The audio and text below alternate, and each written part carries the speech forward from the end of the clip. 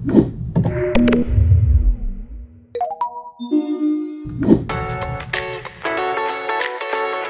I'm Dr. Cory Funk here at the Institute for Systems Biology, where I'm a senior research scientist. The digital twins first came from the aerospace industry where they needed to model jet engines. And so the idea there is with a jet engine, if you want to fly it in a plane, safety is sort of a priority. So you want to make sure that everything is properly stress tested over time. So what they did was they would take computer models, and with a jet engine, everything is sort of designed from the ground up. So you know all of the different forces and pressures and temperatures that are happening within a jet engine. And they integrated that into a model, and with that model they could then run simulations, and those simulations could be over the lifetime of an engine, and they could do that really quickly.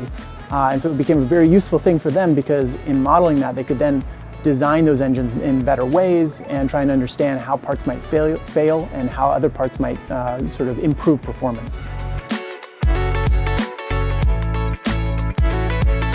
Yeah, so the idea of a digital twin in medicine is really sort of the concept of being able to, again, sort of model, in this case, instead of a jet engine, an individual, a person. And so one of the challenges with science is that when we do experiments, we really only have a short window of time where we can observe somebody's health. So the idea of a digital twin or a model would enable us to run a simulation over the entire course of someone's lifetime. And so this can give us information on different ages and how people are impacted at different times of their life, and how things could be modified in terms of their lifestyle interventions or choices.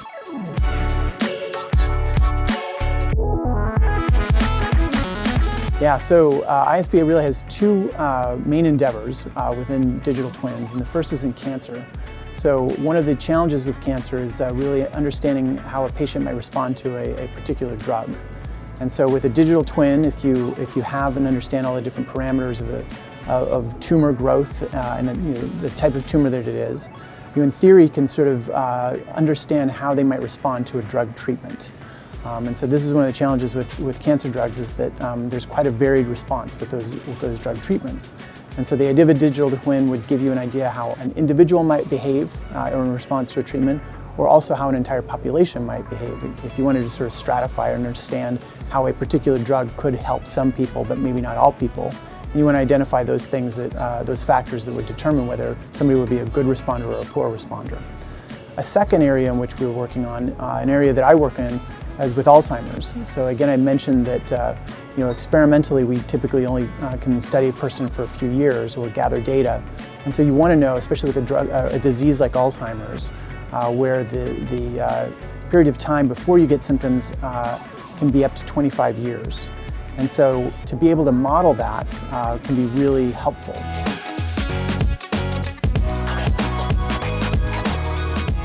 Digital twins have really just kind of scratched the surface right now. We're really only learning how we can create them, what kinds of things we need to measure in order to create a complex system that represents real biology and a real living person. What we have yet to do is really be able to tie somebody's genetics to these models. So right now, we're not able to stratify people based on their genes, especially with a complex disease like Alzheimer's, where there's over 40 different genetic loci, places in the genome, that are implicated in the disease. So what we are trying to do is be able to connect those genes so that we can personalize treatments for Alzheimer's, and again, try and find effective treatments for individuals.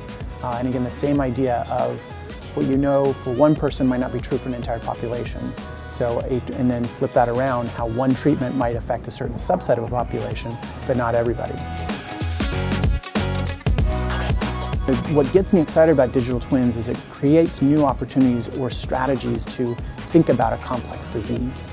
For example, with one drug might not work, but in a combination of drugs might work. And digital twins give you the opportunity to see what 2 drugs or 3 drugs or a combination of drugs or drugs coupled with lifestyle interventions could do.